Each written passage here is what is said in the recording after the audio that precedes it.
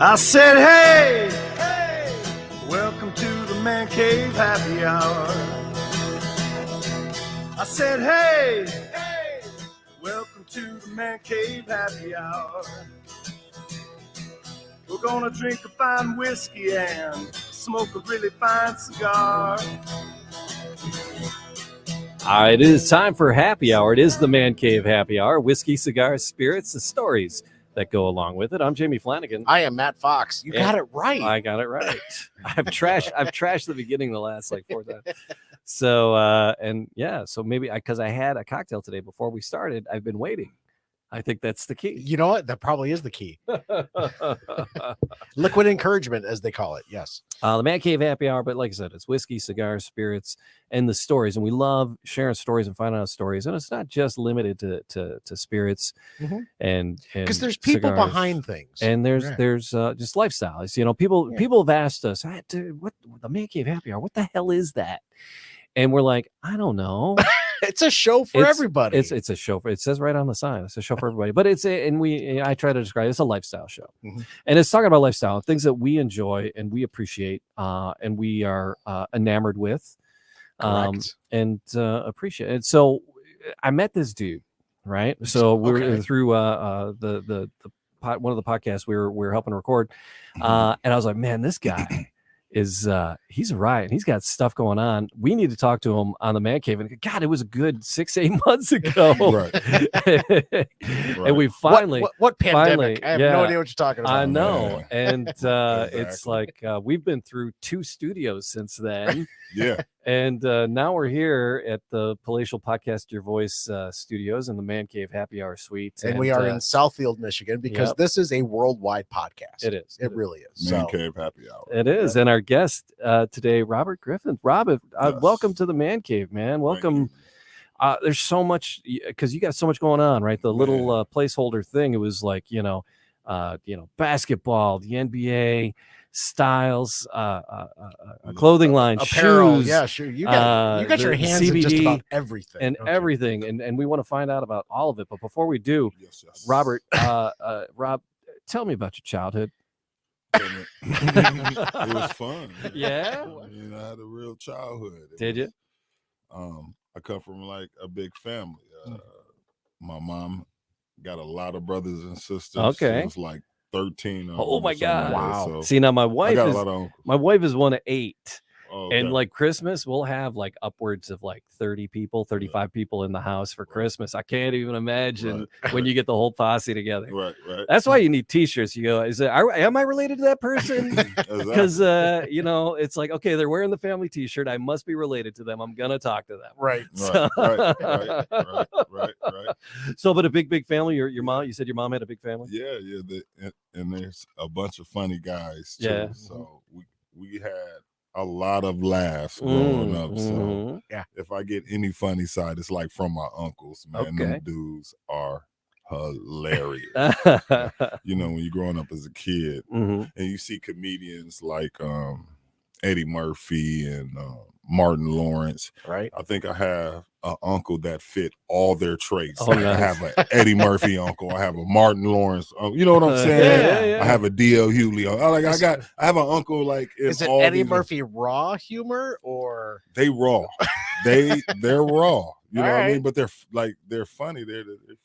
They're good guys. Excellent. Yeah, because that's where we really understand where we come from. Right. Is through the humor of our family. Right. And if you don't have humor, you really don't have anything. Right. Exactly. Right. So that kind of persuades into what you do today and how you go about your life and what you do and all the success that you have had and you continue to have a success. Right. You have to have a sense of humor. Right. Am I wrong in that? Oh no, you definitely do. You should have a sense of humor. I mean, right? In the entertainment business, you know what I mean? Yeah. I mean, even in business, you should have some type of sense of humor. Everything ain't got just that serious. Correct. So with family, let's go back to your family and your childhood. Yep. What was like was there like a particular holiday that you would get together on? I mean, mine is we do Christmas Day and we host Christmas Day and we get that 35, 40 people. We've had 42 people was, I think, our record, and seated for dinner. So was there a holiday, a gathering, traditional for your family? Man, our family is so big, right? And I'm saying I can't even imagine. It must be our friend Sean checked in. He's like, I only have 5. Yeah, dang. And I'm just even talking about my Michigan family. Sure, I'm not even talking about even other states. Right. Look, you grew up in Illinois, did you know? No, I actually grew up out here. Ypsilanti. Yeah. So, but that's the thing, right? We might got family in close surrounding states. Like any day, it doesn't even have to be a holiday. Right. It could be some type of special day. Okay. You might just get all the family just piling in. It's never really a call. We see each other so much. Yeah. Somebody came over to borrow a wrench, and next thing you know, there's 40 people at the house. Like, there's no corner I could have turned coming up from Ypsilanti to Detroit to. There's no where I wasn't seeing family. I'm like, I can't do nothing. You can't do nothing wrong when you got kept family. you on your toes. Oh my goodness. Kept you honest, didn't they? So because you've had a lot of success. You've been a successful guy, man. How much of that do you attribute to your family? Oh, a lot of it. I mean, because when you're coming up and you got successful people in your family, you kind of want to be like them, especially if you like admire them and you took to them in some type of form or fashion. So my family, I would say my family has a lot. That's who makes you, though. If you're around them, a lot of people, I guess, may not have that chance to be around their besides their immediate family. You know what I'm saying? So, but for me, my cousins is almost like my brothers and sisters at home. Like, you know what I mean? Because it's so many brothers, uncles and aunties. Yeah. When they go out, all of us have to be like together coming up. So my cousins is like my brothers and so like you know what I'm saying? Oh, yeah, so absolutely. it was a different environment, but it was definitely an environment that helps make you. Robert, one of the folks that's watching on Facebook Live right now, and family is very important, but Sean actually asked the question, and he's like, hey, who in your family got you into basketball? I was going to say, so coming up, your start was sports and basketball. What got you into that? Who in your family? Was it someone in your family? Yes, again. Great question, Sean. Thank you. My uncles, my uncles played pretty much basketball. It's hard to say actually which one because they all contributed like around the same, because it was almost like, oh, we got a baller. Yeah. Then it was like all the uncles got together. It was like, oh, let's start taking them. Holy shit! Rob just got tall. Something's up. Yeah, like, you know what I mean. One's got. He's like, you take skills, you take defense, you take shooting. Yeah, and then they started showing me MJ. Like, So when I was like, even before MJ got into the NBA, like his last year in college, I was like maybe, I don't know, 4 or 5. I don't know. Yeah. But I was around then and it was like, oh, this dude is, I knew like, oh yeah, I want to play like that guy right there. Right. So I always went to the parks where my uncles or the next door neighbors and wanted to play with them. But I was a little too young, but I was like still trying to get out there, you know? So I think my uncles was the first. And then it's like my godfather, Mike Garland. I don't know, he's assistant coach at Michigan State. That's my godfather. So he really horned me into, and really, because he was a coach always. So right. It was like. So where did you play college ball? University of Iowa. Okay, so that's where the Iowa comes. That's why I said Illinois. It was Iowa. Yeah. There was an I in there somewhere. Yeah, and it was. I got family out there. It's another set of Granthams, like the family here. It's my grandparents' brothers and brothers' kids out there. Nice. And so you had a connection, so that made it probably helped. Yeah, they're a pretty big bunch out there too. Especially in your college years, you need to have family because you get so stagnant. Just like, okay, I had nobody here for me, but you had family there, which was really helpful. Right. And what's so crazy is my family does a lot for the community wherever they're at. Like our family there. My grandmother got a key to the city in Ypsilanti. Oh. Right. So, but my family and out there in Iowa, not to toot their horn or anything, No, sure. but they do a lot of big political stuff out there. And then my family out there is, they invented the Xerox copy machine. Oh, get out. Yeah. Hey. Yeah. So we can blame them for the then, cost of ink toner. Yeah, now, That's right? it. Yeah. So, Yeah. My cousin Veda. Secretaries taking pictures of their butts at holiday parties. Thank you very much. Right, we right, appreciate you right. for creating the Xerox machine. My cousin. I'm the one to take it there, right? Well, of course you are. I got to take it there. Because you're the one that's sitting on the copy machine. Because I'm 12. My cousin Veda, he's been businessman of the year. He's been on a top a lot of magazines. Wow. His name Veda Grantham. Right. When I was playing ball at college, that's the guy I was like, businessman. And he's moving like a ball player, but doesn't touch a ball. Right, right. So they have a company, a market research company. Okay. A corporate company. Sure. They do global stuff, and he also does work on the Ivory Coast. They're like building like housing out there and stuff like that. So he's one of those cousins that I seen like, man, business wise, I definitely want to be like this guy right here. Well, that's the thing. So while you're playing college ball and you're like, all right, so what's next? Am I making the pros? Am I going to the pros? Because not everybody gets invited up to the big game. I mean, it's hard. I can't even imagine performing at that level and putting the kind of demand on yourself. Right. So not that you want to have a plan B, but you want to have a plan. Right. And you seem like a guy who's always got a plan. Yeah. And so while you were playing college ball, what was your plan? What did you see for yourself, and what did you want for yourself? Of course, everybody want to touch the big show. That's what with that youth, you might as well go in or go all. Right, you know what I'm saying? Go big, go home. Is that what they say? Yeah, man. Doesn't matter how many trip ups you have, I guess, or the political bites, or how may I say it? Or to go back to your shoe brand. I will, end of story. Right? End of story. You just make that happen, right? I can, I will, and end of story. Yeah. Flat out. I like that. Hey.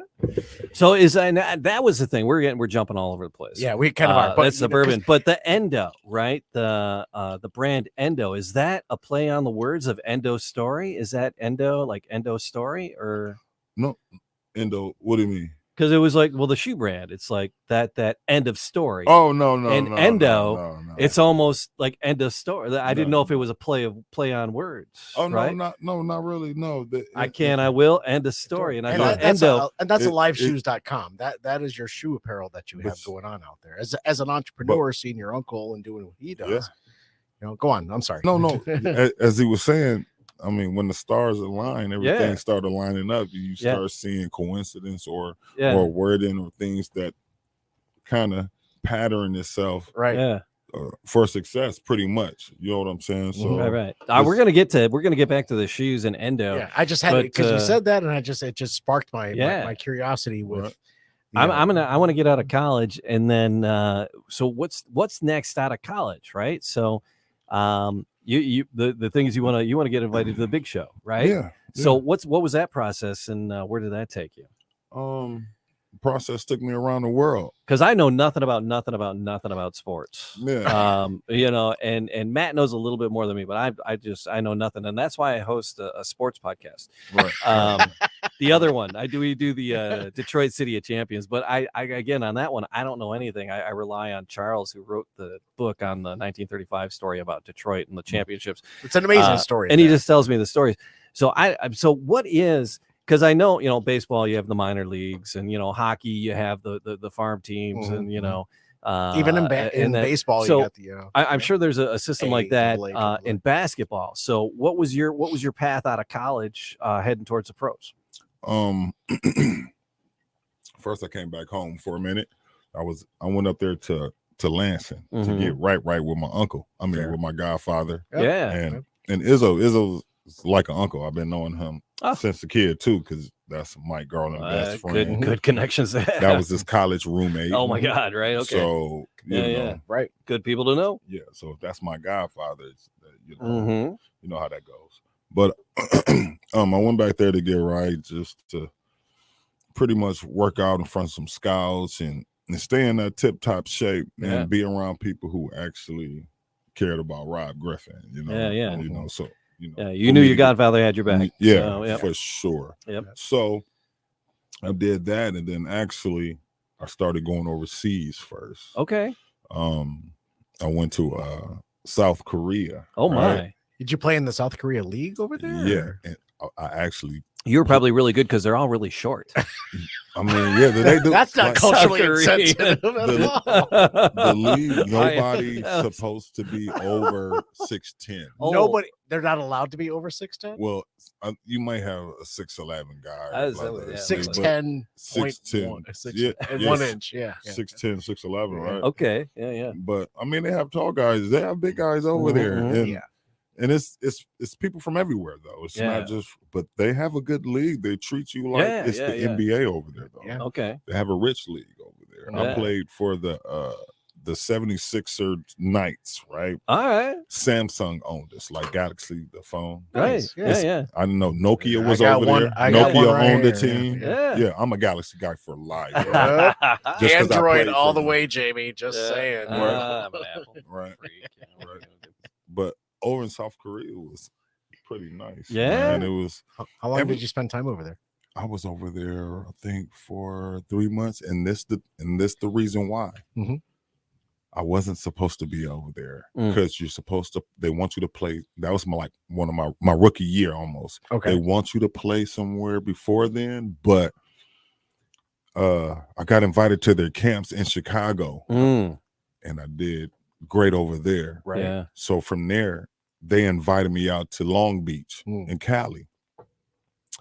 I went out there and put in work out there. Yeah. So they was just like, look, we're going to invite you to South Korea, and we actually need you to play somewhere else, but we're going to make this like you're already playing here. You can't play a full season here, or you can't be over here for long, but we're going to make this like this is your first year, so you can come back the next year. And it was like, oh, wow.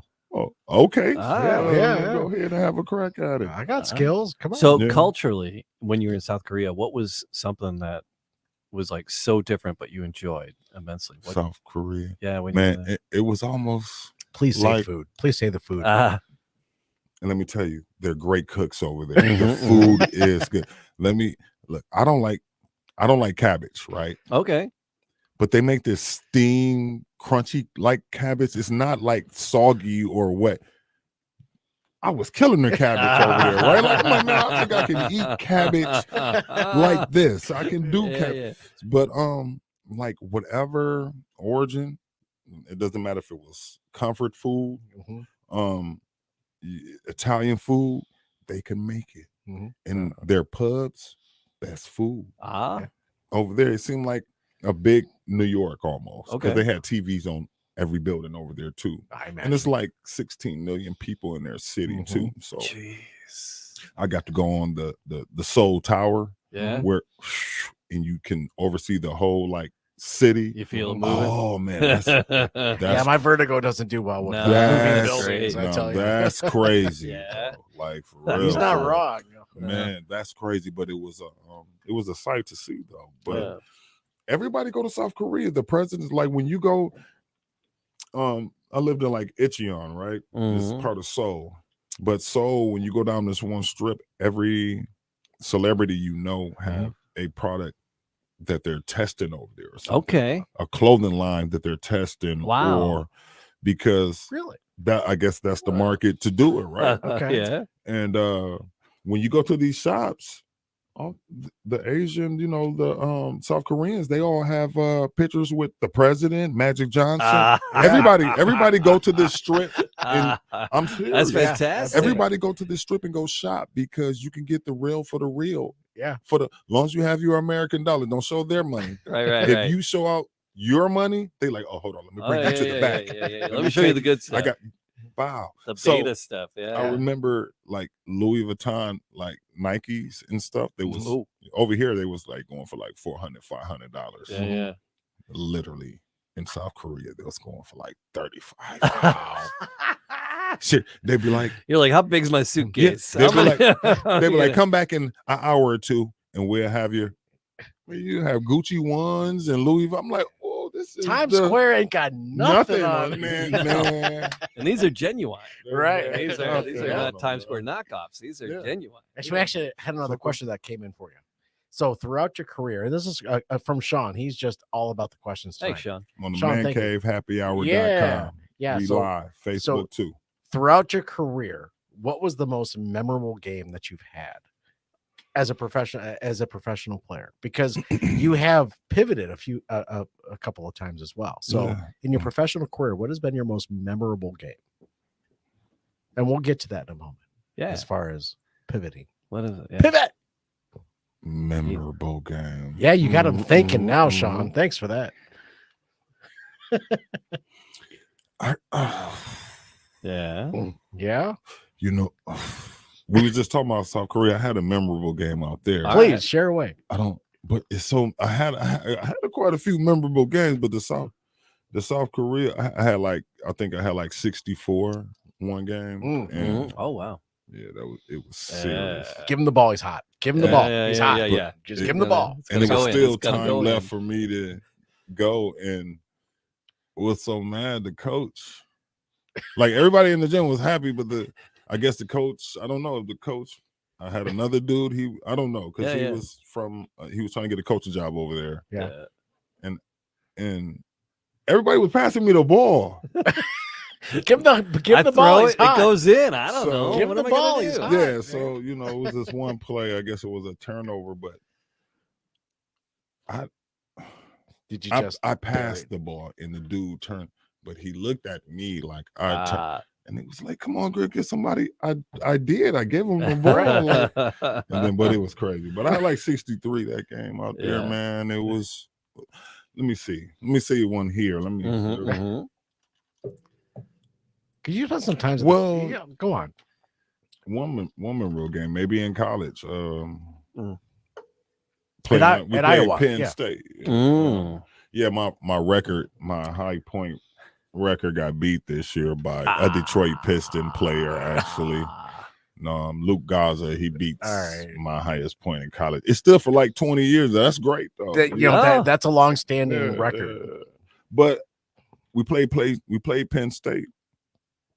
And it was senior night. I wasn't a senior; I was a junior. So I saved the game that night. I'm sure some of them watching. Their heads like, my mom's here. I got to give her flowers. Their head's not in the game. Give him the rock, Sean says. Give him the rock. Yeah, that guy rocks on my glass too. So you feel me? Cheers to that. Yes, sir. Cheers. Thank you for that. Cheers. So it was. I wasn't forcing the night. But it was like the night was coming my way because I actually could have scored more points. And again, that night, coach is kind of mad that I didn't even shoot more. Like, shoot more. Like, there's no I in team. But it was senior night. I wasn't really trying to take it over, but I guess. But we won it by the hairs of our chinny chin chin. But it was a good night. I had a few memorable games, man. On high school, I averaged like 25 a game. Wow, nice. Me and Battier had a good battle against Country Day in high school. You know what I'm saying? Yep. So play Country Day soccer wise. I was a soccer player back in high school. Yeah, I was a soccer player. I like soccer too. I did that in Little League. Like, it's all endurance in any sport. It's all about endurance, and soccer is big endurance. Footwork. All right, fair enough. Right. Thank you for that. For sure. Now I look back, I go, I did it wrong. So we college Korea, and then we got more basketball, right? So you did some NBA, you did some Harlem Globetrotters, right? Yes. Yeah. Right. So tell me what was that? Because Matt was talking about pivoting, right? Yeah. So the NBA, how did South Korea get you to the NBA? Did it get you to the NBA? It was a path. Yeah. As guys, have a top goal, we got to stay busy, right? Mm-hmm. A lot of guys sometimes don't like going overseas. For me, right, I kind of loved it, right? Yeah. Because But the food was amazing.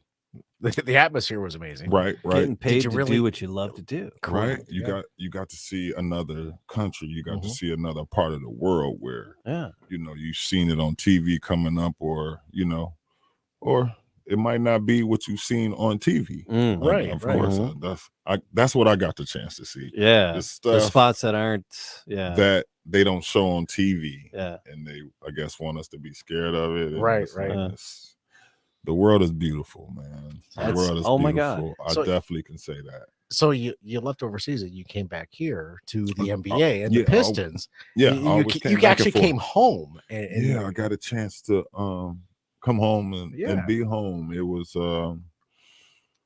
crazy because the year before, the summer before, I was actually with the Chicago Bulls. That year I actually thought like that was one of my dream spots. Right. MJ Well, played MJ, there. right? Going back to MJ, yeah. Got a chance. Pete Myers brought me up. And that was a beautiful thing. And Gennaro Pargo, since he been there, he took me under his wing, and then I played with this team out in Gary, right next to Chicago, actually. Jaren Jackson and Cliff Levingston was coaching them. Right. Cliff Levingston played with him, so that was also a blessing though too. And we won the Eastern Conference Final in the CBA that year. And then before I left, the Pistons really before that summer ended, they was like, "Don't go nowhere. We come back. We're going to get you this year." Because actually, I was with the Pistons in that whole summer 2004. I was the last cut before the season, like right before the preseason in 2004. Larry Brown was there. I know he really wanted me. That was Yeah. But Joey D came to me and was like, he was honest with you. Yeah, they had 10 guards still at that time. Even though I was doing my thing, they needed some big men, and they already had some people signed. It was just the easy process pretty much for them, but it was good that they got a chance to see me. So but that next year they was looking for me, and I was with the Bulls. Okay. So but before that last year ended, they was like, "Yo, come home. Don't go anywhere, but come home." Yeah. So but I still had to bust my ass during the whole summer. Of course. Don't get it twisted. It was a grind. So what is the workout regime for you? Like when you were like in your prime basketball competitive, He's still in his prime. Yeah, I'm still playing. I'm still tough out there, man. Old guy, prime just, guy in his prime. Come on, tough out there, man. So, still tough out there, man. No. But what was the workout regime like? How did you practice? How did you work out? What was the process? Like what was your weekly deal? I mean, do you do weights? Do you do all day? Do you do like drills? What do you do? Well, I can because again, I know nothing about sports, and I'm like massively intrigued. Yeah, I can give you a regimen when you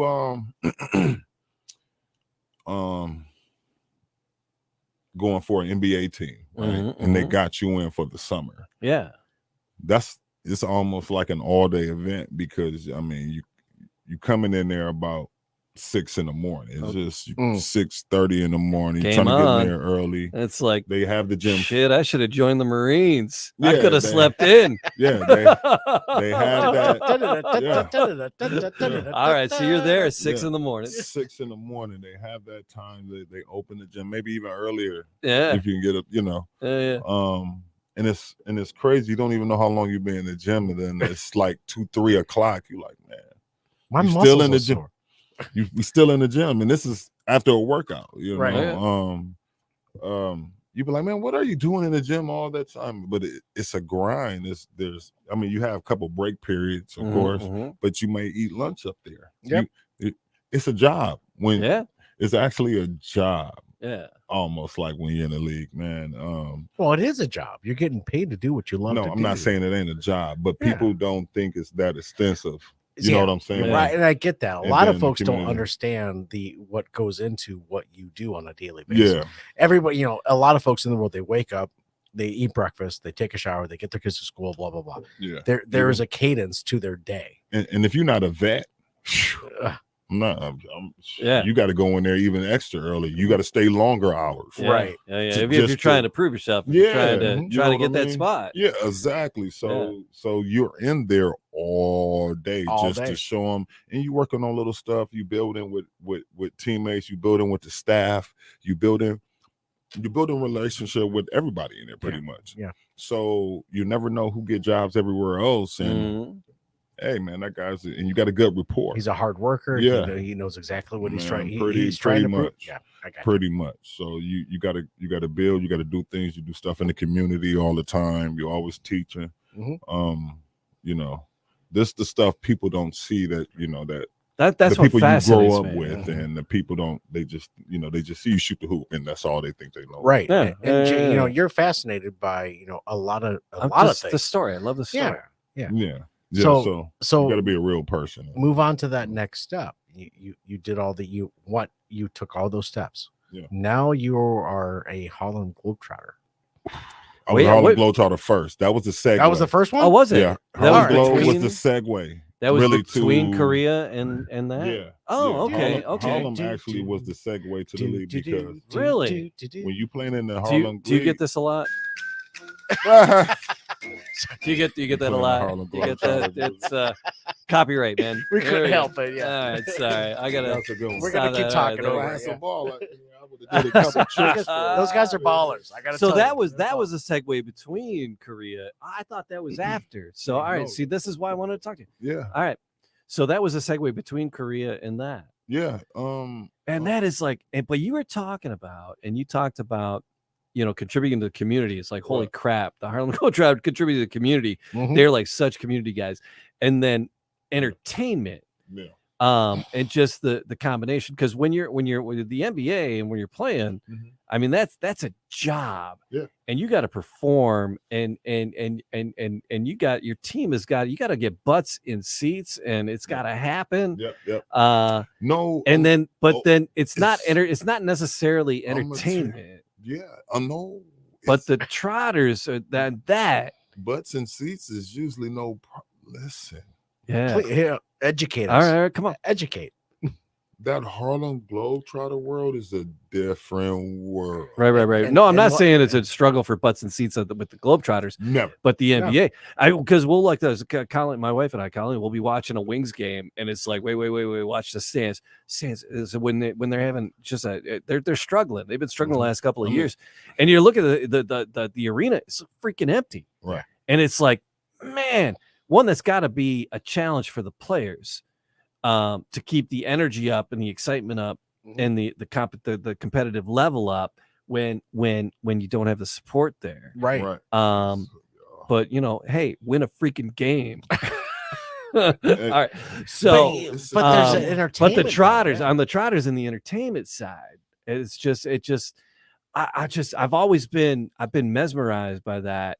The combination of sports and entertainment and passion and compassion. It's just that I've just always been mesmerized and astounded by the work they do. I like to use the word enamored because that's something I don't have that skill. I don't have the ability to play ball and holy crap. Tell me a little bit about the Trotters. I entertain in different ways. We jumped into the NBA. We skipped over the Trotters. Tell me about that. Because we still got to get to all your shoes, the clothing, and the endo. We got to get to all that too. So I think we got to DoorDash some more tequila because we're running low. Anejo. All right, so tell us a little bit about the Trotters experience. What was that all about? What was it like? Man, this experience like pretty much no other because they stay in their own world. Yeah. Harlem Globe, you come into a town, it seemed like it's no other basketball going on but the Harlem Globe. Right. Yeah. We played twice in the NBA gym and fill it up twice in one day. Wow. One day, twice in one day. Twice in one day. Wow. This was the craziest thing. I mean, I knew the Harlem Globe did their thing, and I remember them as a kid, but being on the team and really seeing it from that's ill. Being in my mid 40s, right. I've seen the Harlem Globetrotters as a young kid a couple of times. Right. And I was always entertained by that. Oh, yeah. Yeah. Yeah, I didn't understand at that young age. It's entertaining, even if you're playing the real side of the on the team of the, because I did the real part of the ball into the rings. You got to learn everything, but I played the real.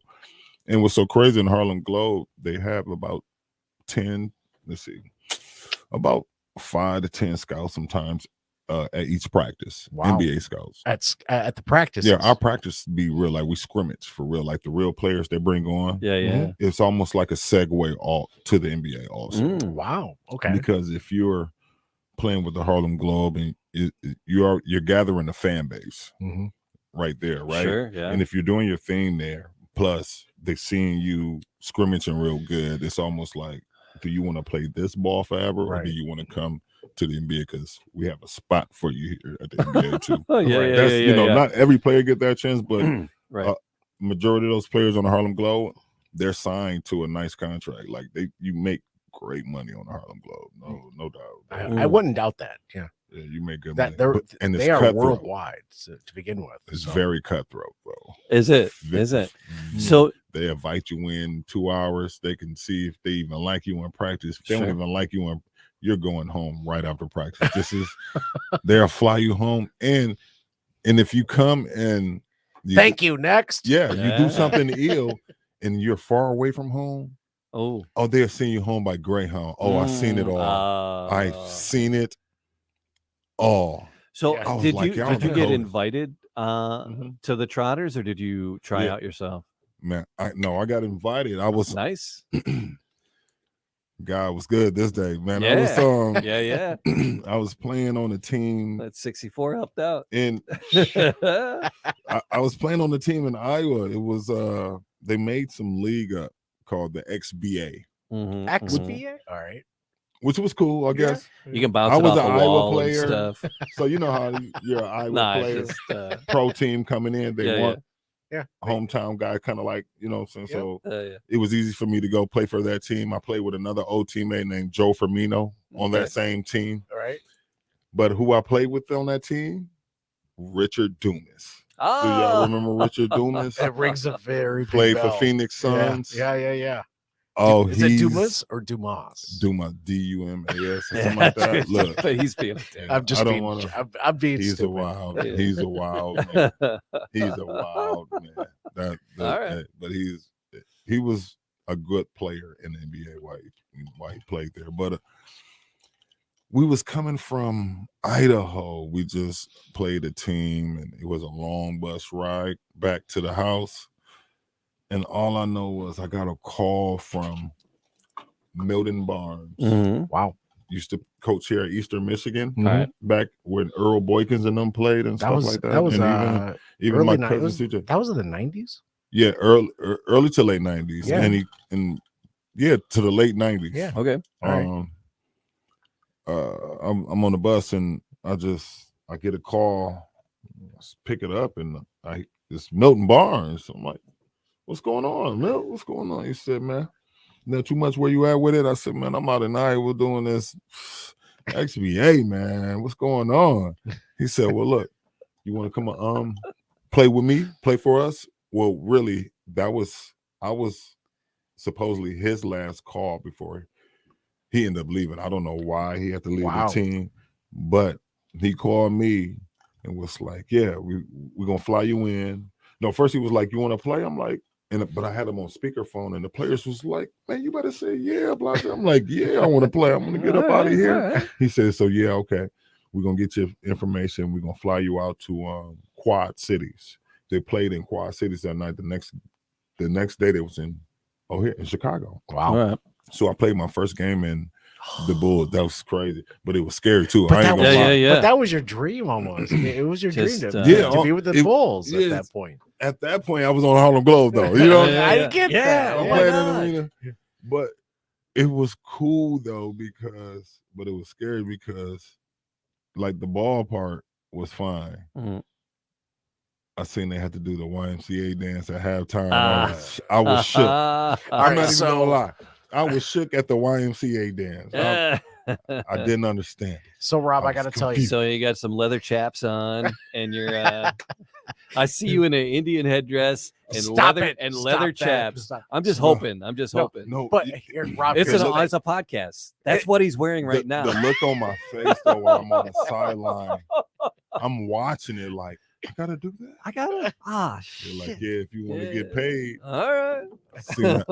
I seen that check they was giving out. Yeah. I said, I guess YMC ain't too bad. So I got to tell you, since the late 80s, Jamie has been DJing weddings since the late 80s. I have been DJing weddings since the mid 90s. Okay. Right. And we still do that to this day. Still play that YMCA, man. That YMCA is I got the good mix, though. I got the good Stop mix. it. No, don't do it. Yeah, it's it has to happen because people want to hear it, and that's at the game they do. That's the entertainment value, and they see us dance with the wine, like you got these big dudes out there doing that. That's crazy, man. That's real crazy. So you're not alone, okay? Just say it. You're not alone in that. Yeah, it's entertainment, though. It's entertainment. That's what you got to take it as. And how it's on much? The basketball so court. the Trotters but the skill level.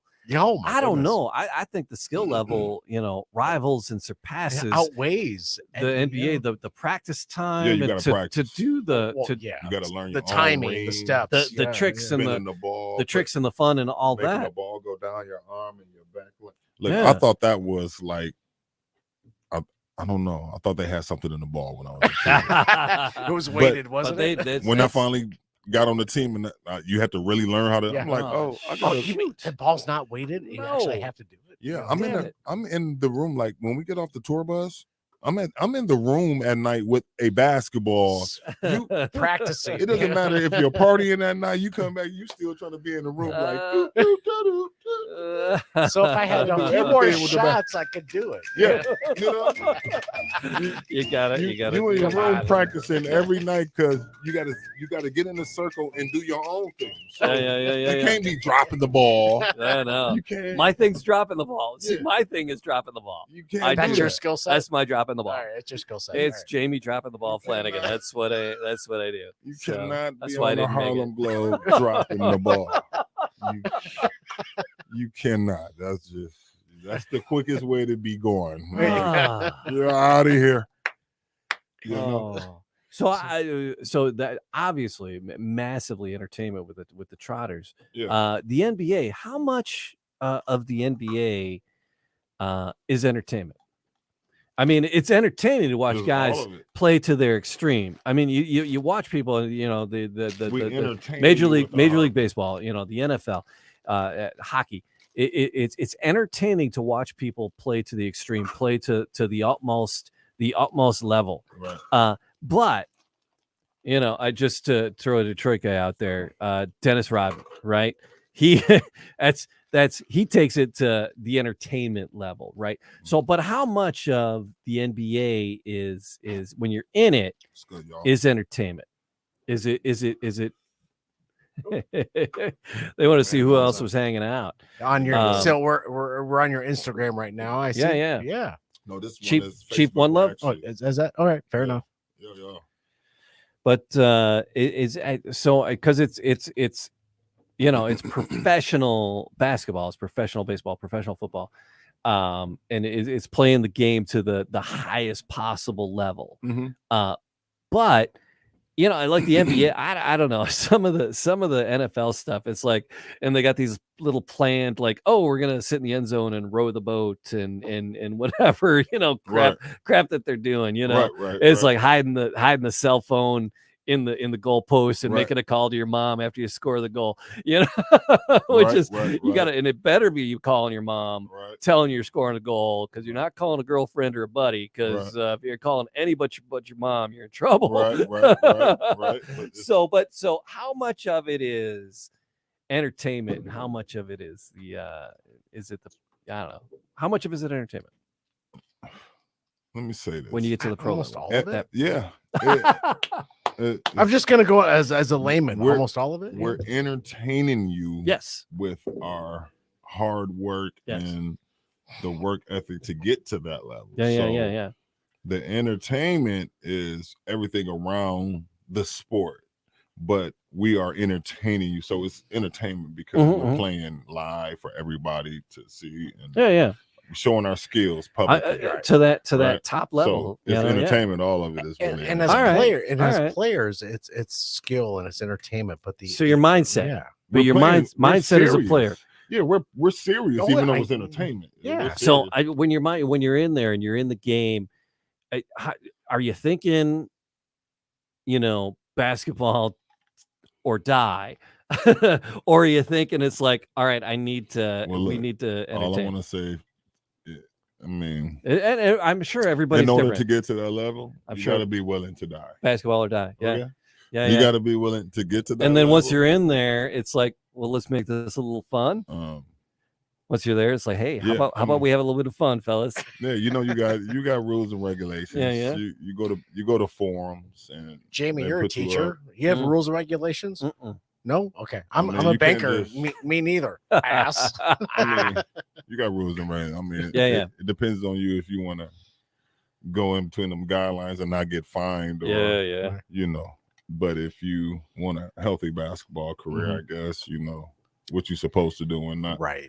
I mean, you grew up knowing this, like basketball give you a certain structure, and that's what certain people don't understand. Like if you have a good coach, no matter what your religion is or your life is, there's a regimen. Yeah, you being respectful, listening. And see, that's the thing about basketball. You really have to pay attention. Right? It's like being Catholic. You have to pay attention, I guess. You have to pay attention, right? Like a lot of guys actually don't make it because they just don't pay attention. Okay. They can have a lot of skill, but just don't pay attention. Right. So in basketball, you got to kind of like listen. If they tell you one time, you hopefully once, twice, okay. But after that, you should get it. Like if you're not getting it after once or twice. Right. So if you're growing up learning that, that's how you approach everything. Sure. You're trying to get it under once or twice. You got a regimen, guidelines. It's a time frame to be here. You on the hustle here. You grow up, just learning, and it become like second nature. Certain things. And thank you for sharing everything so far. Yeah. But I want to move into where your apparel line started, where your entrepreneurship, ideology started. Because professional sports and playing sports at that level, that wears and tears on a body. You can only do it for so long. Yeah. I mean, not everybody's Tom Brady can play till they're 100. Or play at that high level, or want to play it at that high level. Yeah. With a bloodied lip at the same time. It's so I mean, a lot of careers are they don't stretch that long. So is that something you have in your mind? It's like, all right, so I have this leverage, I have this opportunity here, I have this platform that I'm on. How do I make that my next thing? Right. So where were you thinking, and what was your coming out of the NBA? What was your next thing? Man, my next thing from playing ball was take control of your life. Fair. So that's not an easy thing to do, transitioning from sports into the business world or civilian world. Right. Did you have anybody that helped you with that transition? Did you have anybody? Because you talked about a couple people that you saw. Did you have anybody that mentored you through that? Yeah, you mentioned your uncle earlier. He was an entrepreneur. You looked up to him. I had some business people too. Actually, I don't even know how I want to say this because they became kind of bad people. Okay, fair enough. They was how can I say this? as easily or as straightforward Rob, you're a little uncomfortable. There was good and I mentors, like that. Right. We got you. Come on, man. I guess for the time being, they were good mentors, maybe. Okay. Because actually, one of them was like my agents when I was on with like the Pistons and stuff. Right. I met them when I was in Chicago on with the Bulls. Agents, those are great people. 50-50 agents. No. It's like works. Show me the money. That guy? No, that's not. No, they're not like that. It's not. They're short little fighter pilot guys. Less money. This was a woman. It's crazy too, right? But she was a power. She She was highly respected though. She Fair was enough. a guru of the game All of right. like the marketing, multimedia, managing. Right. She It's like picking a lawyer. pretty much she helped people with their books, movie. She put me on my first TV show called Healthy Lifestyles and Living. It was done in Chicago. It was a national syndicated show. Nice. We was at the Chicago Athletic Club. It's a prestigious athletic club down in Chicago. Okay. And they have your top physician, like your top workout people there. Like Sure. you know what I'm saying? So they was doing a TV show there. And it was one morning we was there playing ball with like Antoine Walker, you know, played in the NBA. I think it was Kwame Brown, Oh, wow. you know, the #1 draft pick. That one. That's my boy, actually. It was a lot of NBA guys, and then they was coming in. It was a private run, and they brought their cameras and stuff, and we was all looking like, who was these people? It's a private run. Yeah. Come to find out, Cameras aren't allowed in here, are they? Yeah. So it was the lady named Melissa McComas, and her husband actually is a good dude. Was a good dude, is a good dude actually, I think still. But his name is Mike Principe. If you don't know who Mike Principe is, you look at the credits of Cops, America Most Wanted. Yeah. Wow. He's the dude. He's the lead. Like, Mike Principe. Right. They call producer of. Yeah, they call it, but he changed it to Mike Prince for the show purposes. He's really Sicilian. He's really Italian. So over here, he was like the top 10 like underwear model of the world at one point. He was with Ralph Lauren and all those. Wow, good for him. He shot all of Mike Tyson HBO special fights with Don King. My goodness. Man, the dude cool as all day. So they put me on my first show, and I was like in 05. So we started a business a few years ago, and they, you know, people get greedy, I guess, after a while. Okay. So, but they was the first ones like really, and it was like 2010. It was like, Rob, this is how you can take control of your life. We got some things going on. We were like, you know, you can start your own. This is what you have to do. So they was giving me some tutelage, and then after that, they was giving me their clientele. Where it was like I was consulting for corporates. I was traveling to Chicago, Cali as a consultant. Yeah, but these companies, they was looking to do commercials for like, say, Pizza Hut, Clorox. So they'd send me to certain conventions like y'all might know one of these. I forgot what this is initial. The Nappy convention, and they, you know, the Nappy convention. Sure. So they used to send me to all those Nappy from Florida. Those the funnest. And were you doing the YMCA as well? No. I was actually trying to be a multimedia marketing guru, geek. Dude. I'm up there. You're doing the YMCA for him, just in a different connotation. Right. So these companies sending me there to get these Cloroxes and Pizza Hut, get their pretty much to do commercials for them and introduce a platform, a tech platform. So as you said, this was like 05 and then beyond. And that was 2010. No, that was 10. It started in 10, 11. So this 12, is 13. This is as things are emerging and evolving on social media and tech side, the media, influencers were branding, just becoming influencers and branding. Yeah. So I got to do all of that stuff, man. And, so when did you say I want my own brand? That's what it was. That's when it was multimedia, because I did photo and video actually in high school and in college. I did drama also besides communication and psychology. So what media was always I have to ask a part of my background. Drama in high school. I have to ask drama in high school. He's a play. I'm a drama geek. So what acting. plays did you do in high school? I didn't. Like Brigadoon, I'm Oliver. Come on. What is it? I forgot the name of this dang play. Oh, what is it? Come on. But it wasn't really in high school. I had to do it in what grade was I in? I was hoping he would say in drag. I Roar was hoping the grease paint, smell the crowd. Come on. No. I didn't Come on. No. I forgot what. It's like Monty Python. So but all it the was boys crazy. and girls. 10 little Indians, you know. I used to be silly in class, but when it came to on stage, I had to do a part. Yeah. I was shell shocked. Somebody else had to say my part for me, like, and all I had to do was do some little acting part. I was like, yeah. And next thing you know, but you're out there playing b-ball and you're doing your thing. But then in years front later, of a crowd. yeah, it got you prepared, right? Exactly, because I'm at Iowa, and one of our first days in class, the professor, I remember her name, Miss Elizabeth. Mm-hmm. She gave us this little script, and she gave us like 15 minutes. She said, you can read off this script, or you can try to memorize Memorizing. So it took me like 15 minutes, and bring it to life. Man, I remembered everything. And then like in the middle of the script, I had like stopped because I felt like it felt so weird. When I stopped, I was like, "Am I all right?" They was like, "Go ahead, Greg.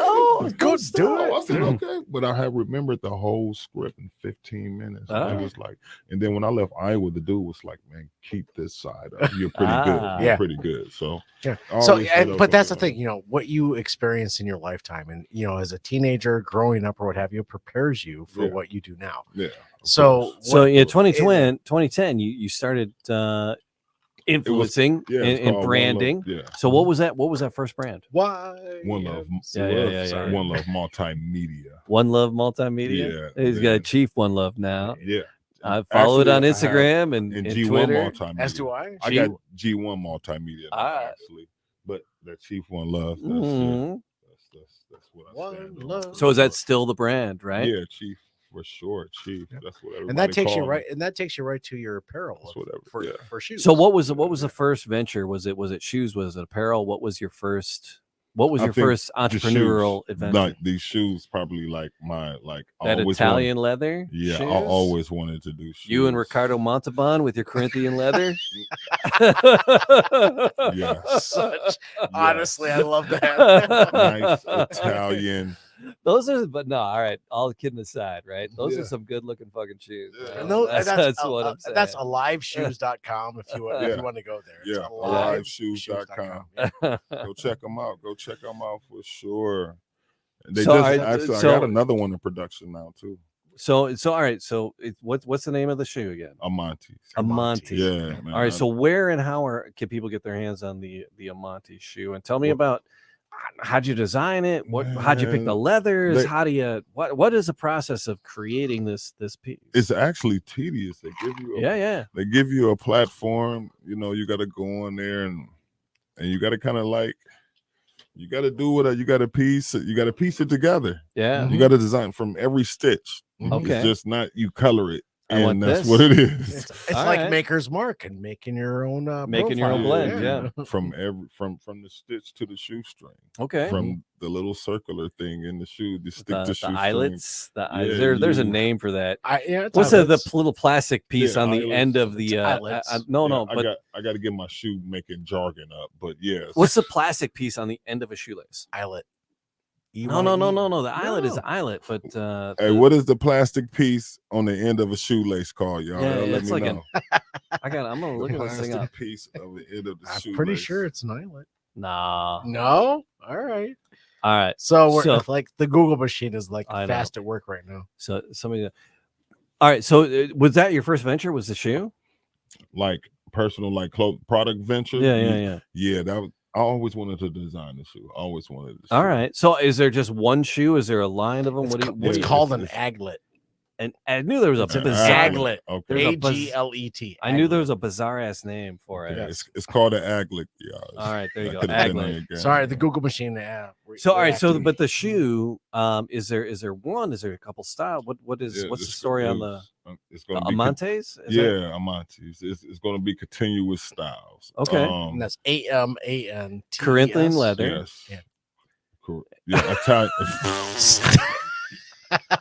I'm like Star Trek. Ricardo Montalban. Have some more tequila. The Corinthian leather. I go way back to Ricardo Fantasy Island, motherfucker. What's so funny is The in South Korea, they gave us Corinthian leather. Oh hell yeah!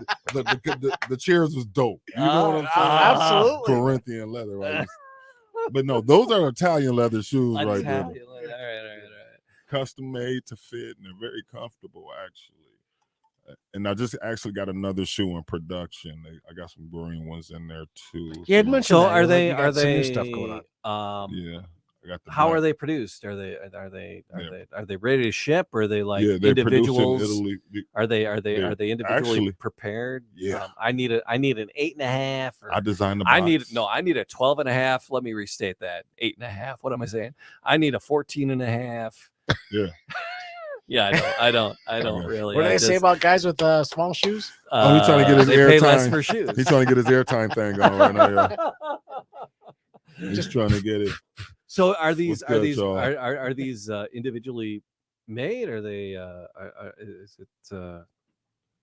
So is this your formula that you put through this? I will. What is it, Brian? What's the process on the shoe, man? Tell me about it. Man, I designed everything from the box too. I love that. You know, and the endo, it's in there, man. Well, it's on your hat. Circled back. It's on your and we hat. got to get to endo, which is the For sure. Is it cannabis or is it Cannabis. CBD? Is it cannabis or CBD? It's both. Okay, It's cannabis. We're gonna get to the CBDs. endo. So this led to the endo. Well, I mean, it was the next venture, not led to, but the next, one of the next ventures. As an entrepreneur, so you put your hands on so many things. What made you want to go endo? Endo, it's legal, and you're not going to get fucking arrested. It's a podcast for everybody, right? Because you're not going to do fucking time for it anymore. That's why. Holy shit! No, but seriously, the change in the laws. There's dudes still doing time for a seed in their ashtray in 1966. You're not, and unfortunately, you're not wrong in that regard. So the laws have changed. Laws it's wrong. Even in the 90s, they're still doing. I don't want to get political. No, but, they're getting. They should be getting. More government's not always a good. It's more laws and more government is not. Some of them guys got more stuff along with weed, but we talking about just the straight weed guys. And those fair. guys are that's actually fair. getting out. Right. You know what I mean? And yeah, they some attorneys go, no, seriously, with these fellas really were just smoking weed in their car. Yeah. Right. Let them out of prison. Right. Yeah. All right. So yeah, but it's a different. It is really cultural because I'm 55, right? And it culturally when I was in high school, because I grew up like at 7 in Van Dyke, and I was one of the city kids, and it was like. There was a little bit of weed going around in the neighborhood, A little? It wasn't really legal. A little? Yeah. So a little bit. But I look at stuff today and I see young people today, college kids, post-college kids, and just the culture of the acceptability of marijuana and cannabis and the medical benefits of it. And then we're sitting here drinking liquor. Bourbon, yeah. We're sitting here drinking tequila, liquor. yeah. We are poisoning ourselves. I mean, literally, we are poisoning ourselves on a moderated scale. And the man cave happy hour. And I don't think cannabis is actually as poisonous as this. Poison in the liquor? Oh, liquor is poison. Yeah, it literally. I mean, if you break it down. Bottle? It says it on the bottle. No, it doesn't. No, but literally it is. But rules and regulations say if you break it down, to its concept, you're literally poisoning yourself at a moderate level. You really, because if you drink too much of it, you can get correct. Poison. Yeah, rules and regulations, right?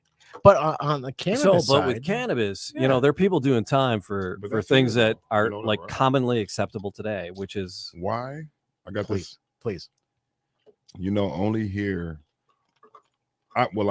I feel we the only want to have like the spike in the drink. Right. We the only want to have the bite in the drinks. Mm-hmm. When I go I've been to Lithuania, I've been England. You've been all over Germany. the world, yeah. The bite in the drink is really null. Oh, to none. Okay. So. And so you can drink it over there. I'm over there like they looking at me like, dude, slow down. I'm like, bro, it's no bite on this. There's nothing. You got nothing. No bite on this drink. 20% doesn't help me. All right. in the U.S. they do that for some reason. Sure. To slow us down. So educate you a little bit. Bottled and bond 100 proof bourbon whiskey was created to create a standard in the American industry. Okay. 100 proof. That's what we're drinking right now. The Old Forester. Yeah. 100 proof. It's not, this one's not bottled and bond, but the industry was set 100% bottled and bond. That was the industry. And that's what started the bourbon industry way back in the day in 19 something. Okay. In the early 1900s. I'm not trying. 19. Yeah, he's done. Yeah, it's like in the 1930s. It's when it was really started. It was my impression there'd be no math. Somebody has to start a standard for what you're doing now on the cannabis thing. Right. And a lot of folks have already tried, and they're continuing to try. Right. So that's why so many folks like yourself are getting involved in that in that industry itself. Yeah, I've been in the industry for a minute though. Tell me about the concept for Endo, and because I saw a couple of videos. The concept for Endo. You had them up on Instagram, and you got you're in your like white suits. You're out there taking care of the plants, and that's great. So what is Endo? And what is the product you're providing? Endo is about education, man. Okay. Right. Because I know it's more than just the product. I know because there's a brand, there's a style. At the ENDO Vibe, and that was one of the things we put on the little thing. It's like the ENDO Vibe. So tell me about the style, the brand, the branding, and then the products. Yeah, ENDO is definitely about education and wellness. Just because the people who's a part of it, we all, had someone, I think like near dear to us, who had cancer or had something where that's where the RSO comes in. Yeah, and it's like it's a throwback to Boys to Men. It's like but there's fibromyalgia and there's multiple sclerosis, Addison's, there's all kinds of like really severe painful diseases that people that CBD and cannabis can help with. Yeah. But again, being a 55-year-old dude, going back to, buying a dime bag from somebody on the corner and back in the city, it was a different product. It was a different culture. It was a different mindset. Well, that's the stigma the government put on it. It was, yeah. You was getting your medicine the way you was getting your medicine. So if this week we were drinking Boone's Farm and getting a little loopy, or we were smoking a little smoke and getting a little loopy, it was a recreational thing. Right, but there are so many aspects beyond the recreational. And you had said it's always been a health thing, though. When you put a stigma on it like that, and people are not educated, that's why it can get high. And that's where the federal government comes in, because they knew what they was doing. As control, as an employee of a bank.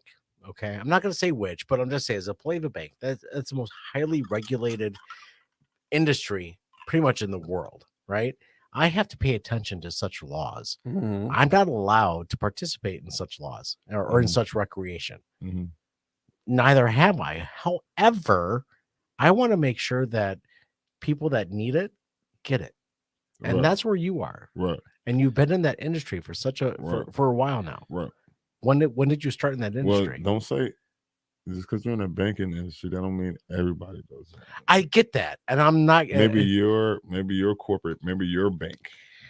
I'm not. But I'm the bank of dad. I have 3 daughters. I'm the bank of dad. And the bank of dad. Yeah.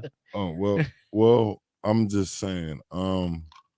So, but all right. So in a world where it got messed up. Educationally wise, and it's screwed with everybody. And that's Matt. Here's the thing about the Man Cave Happy Hour. I love wellness. I'm a wellness coordinator on top of everything within a bank. What we want to do is we want to learn. Laws, it's always been for health. Even when the government trying to. I'm a financial wellness educator. I love teaching. I love teaching education and wellness and how to make yourself better. Jamie, go on. No. No, I'm just saying that because we're underinformed, and that's the whole thing about what we try to do is like we talk to people who are knowledgeable and can clue us in on what we're underinformed on. What are we missing? What are we missing right now? So but no, I mean, because it was illegal, and it's not it's like such smoky to use an odd thing. Is it legal or is it decriminalized? Right? Is cannabis use legal or is it decriminalized in some places? Because from what I understand, again, and that's why we want you to help us. Is it federally still not legal? Right? So I say is the federal level is levels to it. The federal part, because what people don't understand, in order to be, for them to leave it up to the state. You said smoky. That's so smoky.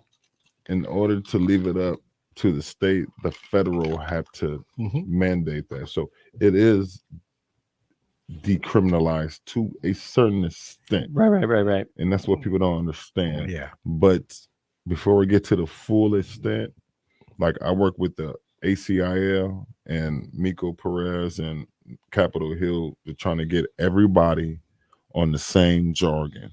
Right. Get everybody down the same wording. Are you leading that charge in from that regard? marijuana to pot to cannabis? Right. Call it what you want. Are you leading that charge? That's not what you can do. Especially if you have merchandise products and they want to sell it and they want to put it and categorize it in a certain type of way. Yes, Rob, you can in the world, but as far as the business people, no, they want to know. Rob, here's my problem. Attorneys. Yeah. Politicians and attorneys. As my father would say. Those are our two biggest problems right there. As my father would say, attorneys get paid. So. Politicians, crap, man. And it's like what you do, right? Because you're about image and influencing and promoting, for sure, and you want to promote your image, you want to promote your brand, you want to promote your style, and politicians want to promote their brand of whatever they're trying to purport, and they want to promote their image of whatever image they feel that their political angle is after, and it conflicts with, and then you have I love our country. I do, man. But it gets a little convoluted because you have states' rights and you have federal laws and then you have local laws. Even you have states' rights. You got things that are legal in a state. I can ride a giraffe down the middle of the road and not get arrested for it. But you cannot. And that was you cannot 1962. You cannot put an alligator on a leash on a fire hydrant. That's in Florida. They can do anything in Florida. No, it's a Detroit. That's Detroit? That's a Detroit law. The alligator. But anyway, so it's Rob, we really digressed. And that's what so here's the thing. Jamie, Rob, yeah. The Man Cave Happy Hour, we are not a political podcast in any way, shape, or form. Okay. However, we have opinions. So what is it? But Endo, man, I'm like looking at your space, right? You guys are working like in your space, and you got like the white suits on, and you're in there taking care of the plants. So what is Endo right now, and what is Endo going to be? What can it be? What's the plan, the goal for it? Are you guys growing it and selling it medicinally recreationally? Because recreationally is legal right now, right? So are you? What's the? Oh, my fault. No, you're good. We got an Endo Vibe team. Endo Vibes just checked in. I love the Endo. So the Endo thing, the space is beautiful, man. Your logo, and you got it in blue and neon. And so, what is the idea for the space? Is it a grow space? Is it a dispensary? Is it what's it? What is it? Tell me about the Endo. It's going to be the Endo. Don't tell me where it is. Yeah, don't give out the address. Endo Cannabis Centers. Actually, we have a farm, so we do grow, cultivate, fair, and a dispensary coming next month. Okay, all right. We do it all, and then we're gonna put up some more. You know, we're building a whole team. Because recreational is legal, right? It's legal. Locally, it's legal. We have medical and AU. So you grow it, cultivate it. What is AU? I'm sorry. What's AU? Adult use. Okay, so that's all right. Fair you point. grow it, cultivate it to AU. So that's like great. That's like grain to glass. Yeah. Right. All right. Yeah. Huh? That's like grain to glass. As the far as liquor bourbon born. with liquor. Yep. Right. Grain to glass. Creating it and putting it out at your place. Yeah, my drink is getting short. Oh, I know. We were short. The tequila was the only thing we're short on. Yeah. We got like, of course it is. We got a bottle of rum, 2 bottles of vodka, 4 bottles of bourbon. So Rob, help me understand where you see yourself in the next 5 years. Where do you think you're going to be in the next 5 years? So yeah, where Endo and is it the shoes? Is it the style? Is it Endo? What's your focus? And we're gonna cultivate everything. Cultivate.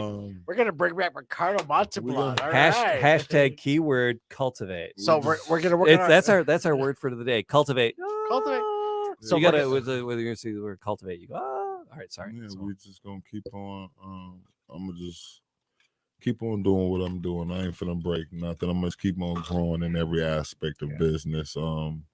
Whether it be in the cannabis world, the fashion world, even getting in, in the acting world or anything that I'm in, I try to approach it as I try to keep my poker face. Yeah. You know what I'm saying?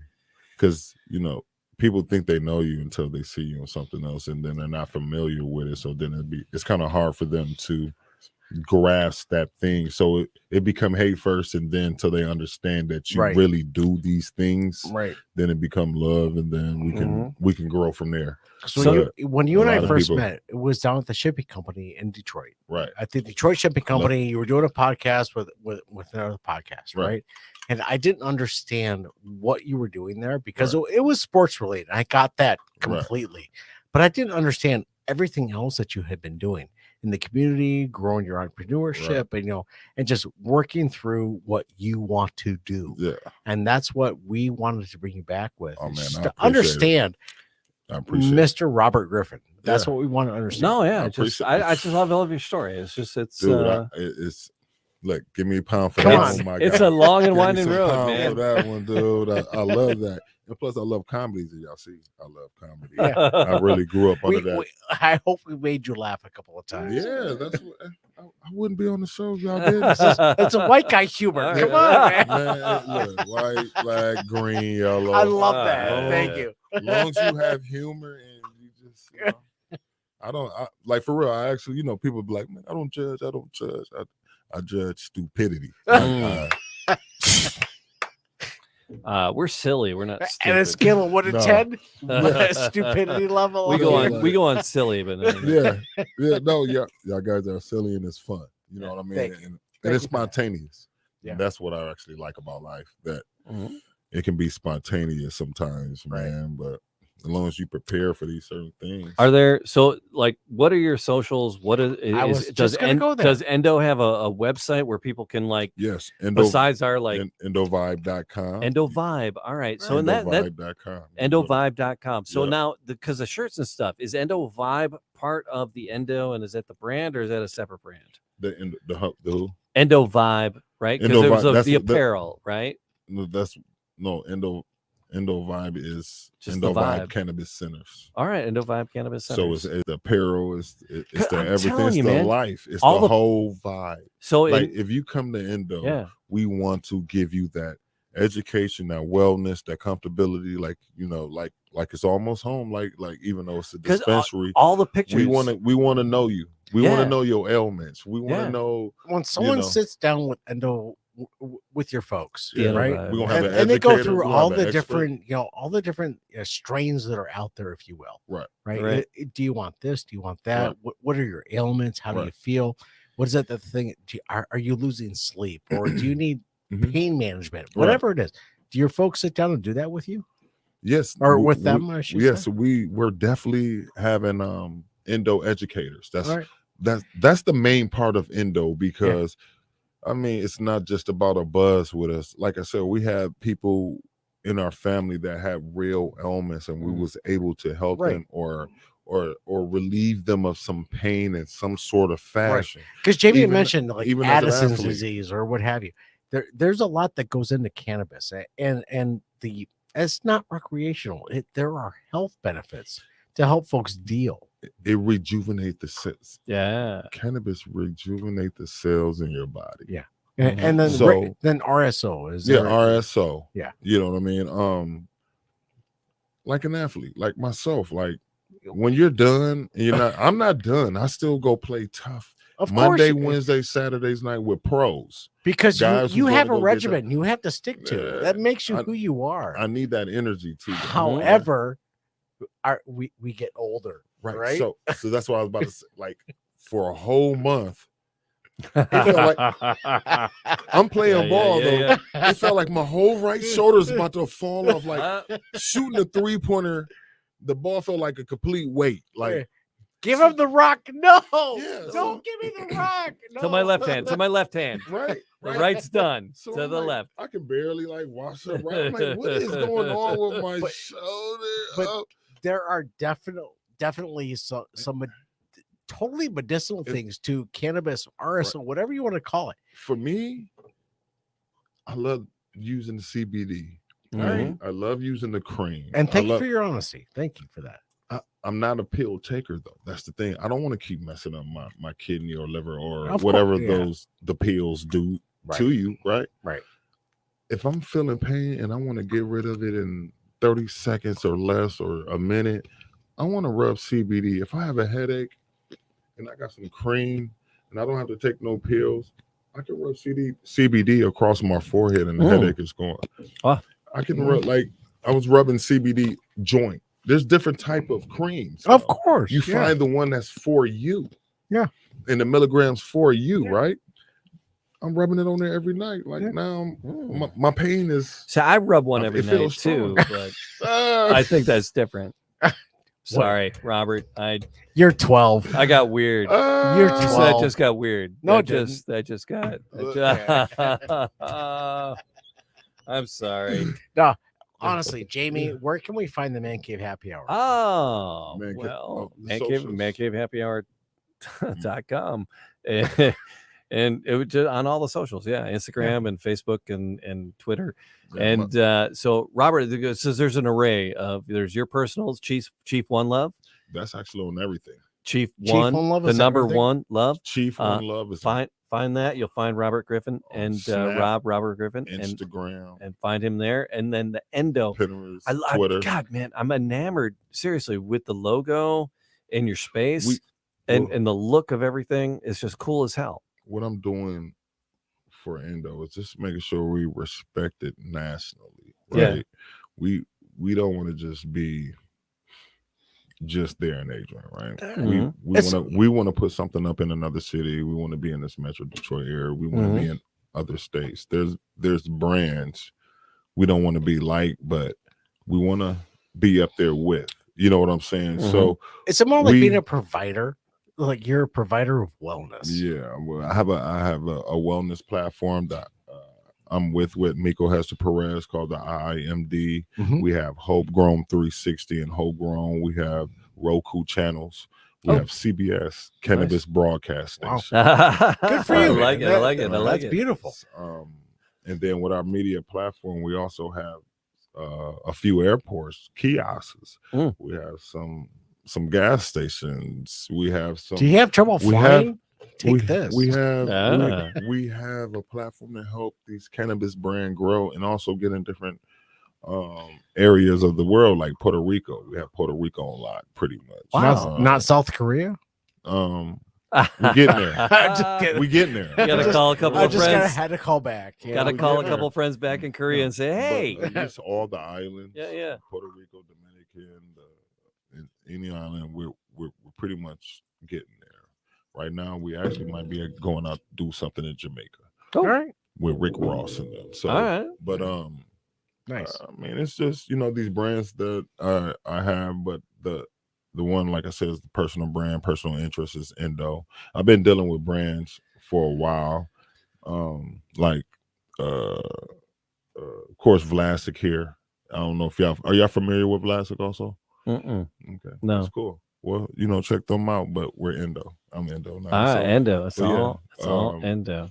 I've been dealing with a lot of brands, but as far as being a part of something special, something you can be a part of and help grow to a national, international level.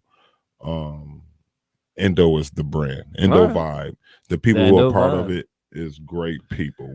We're building a team of just educated and really people who's about endo and about this cannabis lane and helping people in wellness and education and growing, not just getting the buzz. Even though we like the buzz, we like the buzz side. So yeah, don't get me wrong, I get buzzed, but I like feeling healed. I'm about the brown sauce. Yeah. So in respect to I'm a social drinker for sure. Yeah. And in respect to that, we actually had another question on the Facebook, which was Sean.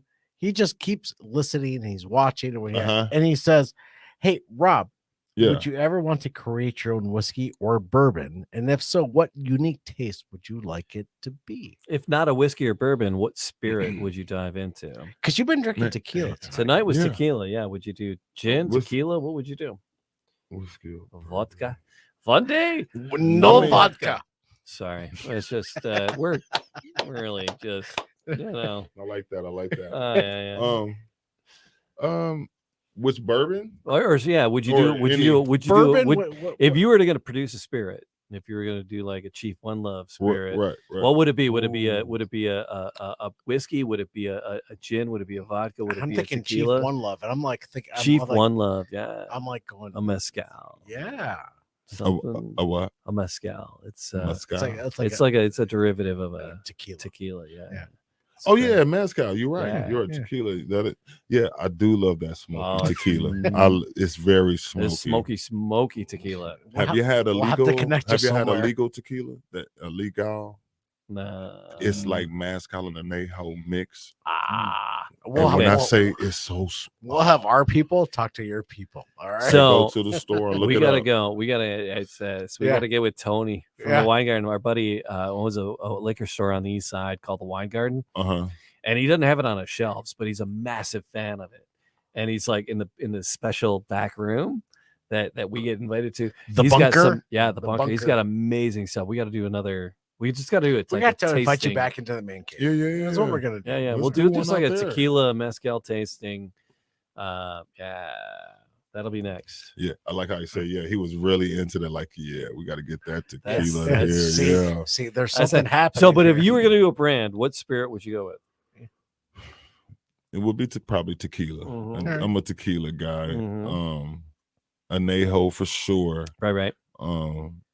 It'd be Reposado it's like a pump fake almost. You Reposado because you can. Nope. Yeah, it's almost like it'll get you there, but it's like you can almost keep on kind of. Yeah. It doesn't. It like gets you to a point and then that's it. For real. It makes other folks look the other way, but then I messed up. Yeah, but anejo, it'll be some type of anejo tequila. All right. I'm that type of guy right there.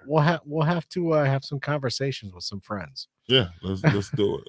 Let's do it. There's been talk of Man Cave Happy Hour releases of some spirits. Yeah. Oh yeah. Yeah. There's a few. It's like maybe a barrel, maybe a whiskey barrel, maybe a blend of something. Y'all want to do a whiskey barrel? Right. That's where the conversation's heading. So we put a bunch of your sneakers in there, and no, maybe that wouldn't be good. That wouldn't be good. And maybe not that. All right, something else. We'll flavor it with something else. Come on, let's come up with something. We could do. So, but no, there's some phenomenal whiskeys. My feet finished don't in stink, tequila barrels. I'm just reminded of Willy Wonka and putting him sneakers into the mix of whatever he was doing. Yeah. So you want? But tequila finished in whiskey barrels or whiskey finished in tequila barrels? Oh, there's like a tequila whiskey marriage. Oh yeah. I want that. Yeah.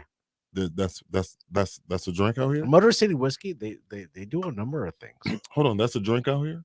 No, but finishing. We got to like, finish it. tequila in whiskey barrels. I mean, well, that's or finishing a whiskey in a tequila barrel. So one way or the other, yeah. So they both get an essence of each other. Yeah, though, huh? Yeah. Oh yeah. It's the barrels What finished the in hell did whiskey. we do last time? What drink is that? Is there a drink like that? There's no drink. It's just the brand. It's just the Oh, brand. is it, what brand? Yeah. Who does that? There's a place There's a in Royal Oak that loves to do. Oh, Royal Oak. You said Royal? Yeah. There's a place in Royal Oak. Motor City Whiskey does Motor City Whiskey. interesting stuff. They and will do. Detroit City Distillery does good stuff. They do. Mr. Forsyth and what have you, and company over there. They do amazing things there. So we'll have to have a conversation off mic, if you will. Let's get that liquor thing going. Yeah, I think that'd be fun. Maybe do a special release at the wine garden. Well, make it a thing. We'll have a conversation, ladies and gentlemen. Sure. Thank you if you've stuck along. Yeah, this with you. If you've been with us for the past hour and a half. Yep. Thank you. Appreciate that. You know what? Yeah, thank you. mancavehappyhour.com. Yep. Find us, like us, subscribe, do what you have to do to always get what you like. That is it. Mr. Griffin. Man Cave Happy Hour, y'all. .com. Y'all can tune in. Yeah. Rob, man. Thank you. This is fucking unbelievable. Cheers. All right, everybody. Yeah. Chords. Yes. Cheers. Cheers. Clink, I clink, need clink, one clink, more clink. before we get off it. Guys, Man Cave, it was pretty fun.